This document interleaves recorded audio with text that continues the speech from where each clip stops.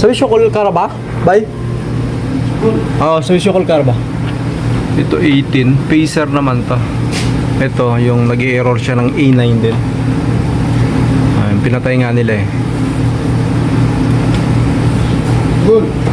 Okay.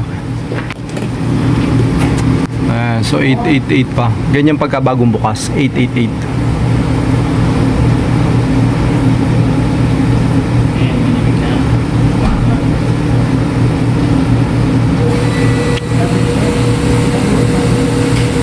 Tayo natin mawala. Ito siya kung makikita nyo. Ganito rin pagka may problema yung communication niya. Ganito yung ilalabas niya, 888. Hindi siya nawawala. Ayan, so tuturboli na din sa taas yan. So ito yung tinrobol natin na Pacer na yung 888 lang. So pagka ganong 888 ang lumalabas, ibig sabihin yung sakwan yun, yung communication din.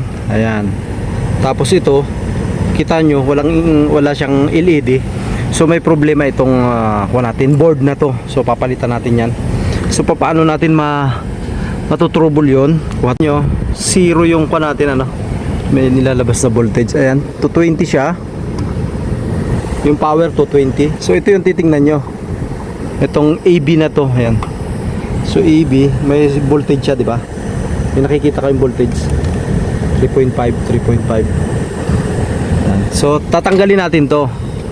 Itong na to. So may pukuha da sajid. Pukuha da ito ng seal.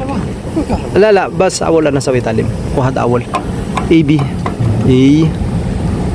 Ayan. Okay. Wahid. Ayan. So itong communication na to, ito ay sa indoor. So ito yung titesterin nyo kung alin yung walang voltahe. Yun yung sira. Okay. So ayan. Yeah. Kung makikita nyo, 0 yung sa outdoor nya, outdoor PCB. Ito sajid hadait nin. Aywa. Ayan. So kung makikita nyo, may voltage siya. So ibig sabihin pagka ganun, yung PCB natin na AB ay good yung PCB. Ito yung walang signal yan. Tani mara sajid. Ayan. Ayan, so wala siya. Kaya papalitan natin yan. Okay? Yun yung trouble nung A9, yung nag-A88, yun. Ganon. Ayan, ito siya. So makikita nyo wala. Pukuha da power sajid kalas. Awol power. Yan. Ay ba? Yan. Ito na yung bago nating PCB na nilagay. Tumugo na naman yung sugat. Kung makikita nyo, may LED na, di ba? Ayan siya.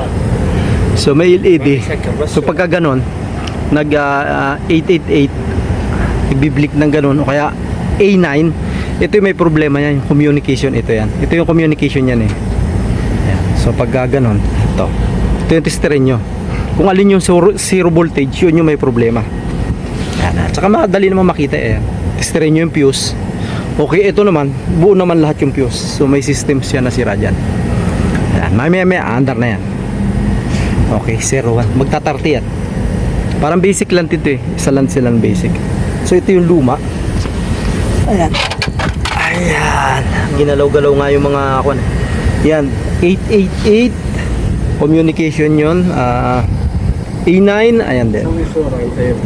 Ayan siya. Under na yan, may berter. Sa isakip sa jid kalas.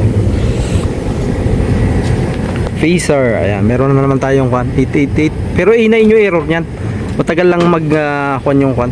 Minsan hindi nagre-reverse yung power niya doon sa remote, kaya nag-888 lang. Pero ang error niyan A9 communication indoor to outdoor. So AB yung titingnan nyo. Ayan siya. So may voltahe kasi yan eh, 24, 19, 20, 30 ganun yung AB niyan.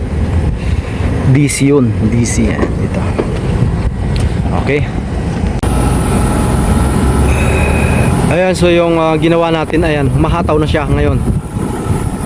Hawakan mo lang to. Malamig. Ito yung malamig. Ito. Mahataw na siya. Makikita nyo rito 30. Ayan. Nakalagay dyan. Pagka umandar na siya 30. At ito siya. Mababa yung kanya. Parang walang... Wala naman tingin. Ayo, hada. Ayo, huwag kayo compressor. Ayun siya, parang mababa yung kuryente niya. Ayun.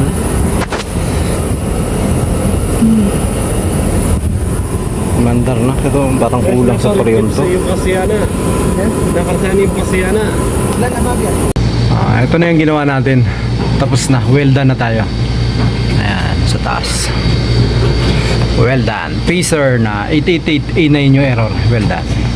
So, itong coffee shop na to ang gagawa natin ng ngayong araw na to. Ayan. So, hindi pa nga tayo nakapag-umpisa binigyan na agad tayo ng kape. Ayan. Di ba ang bait? Doon sa side do. Kakapit namin naman. Doon yung sasakyan oh. Doon ang pulis ah. Ayun oh, please oh, 999.